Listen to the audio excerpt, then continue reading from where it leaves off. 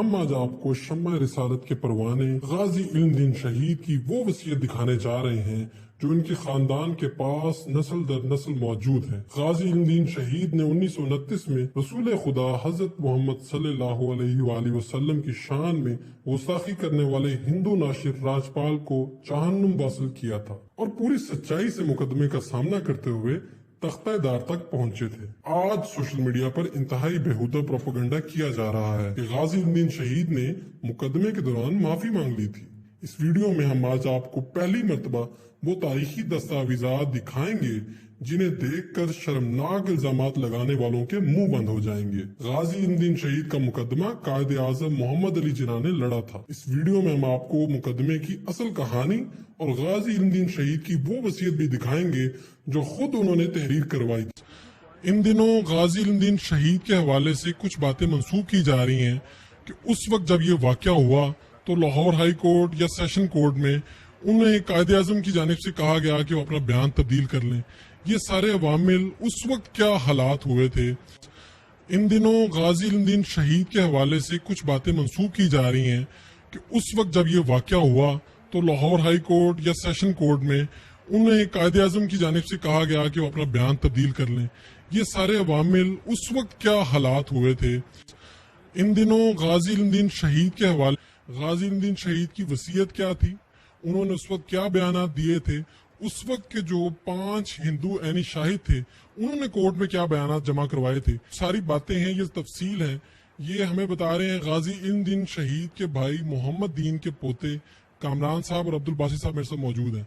उस वक्त क्या हुआ था उन सारे हकाइक से पर्दा ये उठा रहे हैं। गाजी इल्मदीन शहीद के बारे में कहा जाता है कि एक जगह पर उन्होंने इनकार कर दिया था कि उन्होंने राजपाल को कत्ल नहीं किया। इसके बारे में हकीकत क्या और सच्चाई क्या है? ये वाकया 6 अप्रैल 1929 का है और उस वक्त वहाँ हिंदू गवाहान जो सबसे पहले विटनेस थे इस वाक़े के, उन्होंने एक ही बात दोहराई है जो गाजी साहब ने कही उस वक्त कि ना मैं चोर हूँ ना मैं डाकू हूँ, मैंने अपने आका की नामूस का बदला लिया है। और हिंदू गवाहान के ये बयान अदालत के अंदर मौजूद हैं। 4 गवाहान हैं हिंदुओं के जिन्होंने अपने इन बयानात को बार बार रिपीट किया जिस जगह पे वो पेश हुए हैं, और गाजी साहब का यही बयान जो कि इस चीज की अक्कासी करता है, जो कि इस चीज की सनद है कि गाजी साहब खुद इकरार कर रहे हैं कि मैं अपने आका की नामूस का बदला लिया।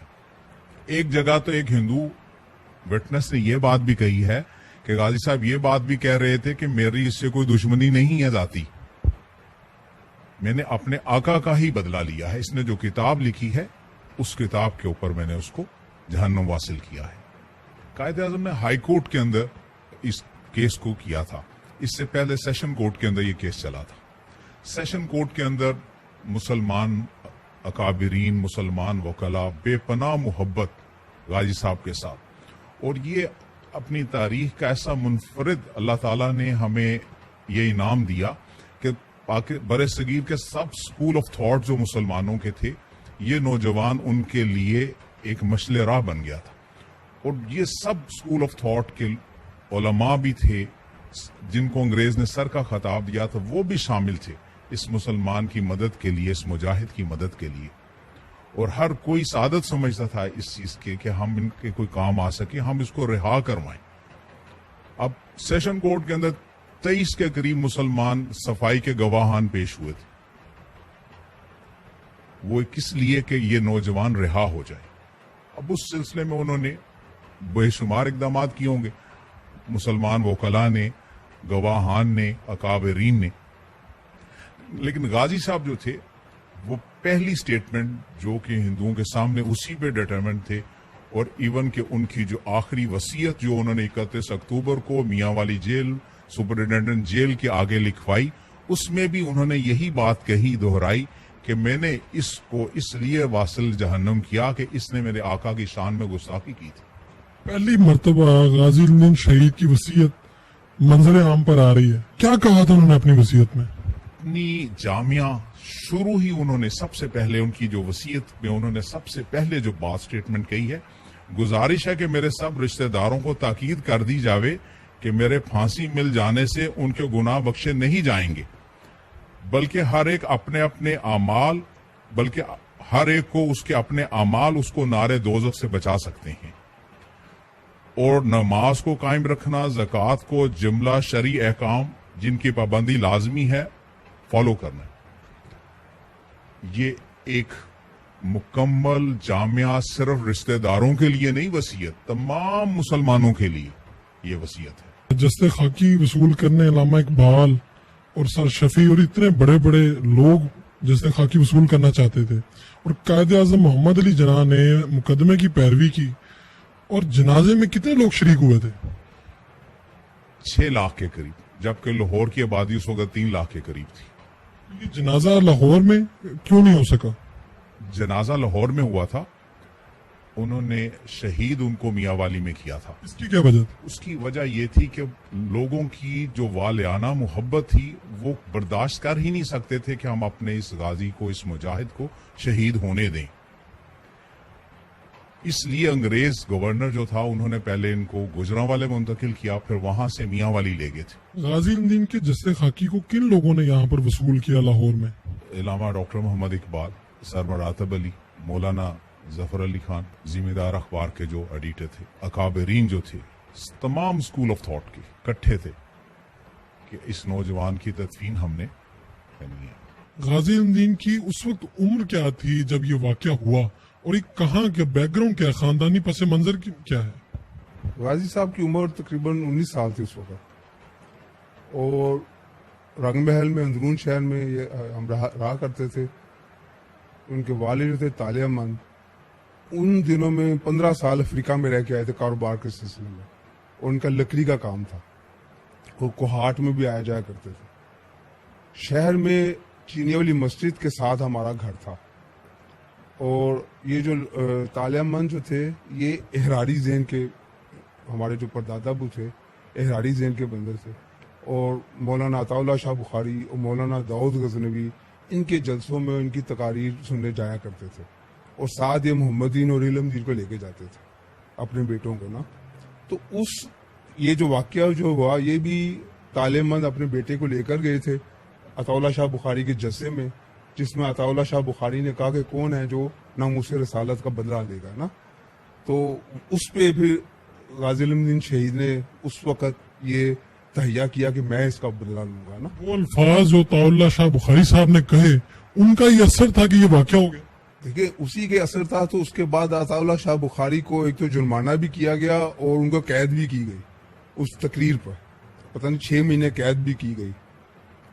اور جب غازی صاحب نے یہ تہیہ کیا تو ہماری دادی اماں ہمیں بتاتی ہیں کہ اس دن انہوں نے اسپیشلی کہا مجھے بھابھی کو اپنی کہ آپ آج نا میٹھے چاول پکانا، اور ان سے کوئی وہ لیتے تھے اس وقت ایک آنا جو ہے نا وہ جیب خرچ کے طور پہ نا، تو اس وقت انہوں نے ان سے کہا کہ بھابھی آج آپ نے مجھے 4 آنے دینے ہیں، تو وہ 4 آنے انہوں نے وہ چھری جو انہوں نے لی وہاں پہ برتن وال بازار ہے اندرون شہر میں، وہاں سے ہندو کی دکان سے انہوں نے وہ چھری خریدنے کے لیے وہ ان سے 4 آنے لیے، اور یہ سب کچھ کر کے پھر وہ گئے وہاں سے چھری لینے کے لیے۔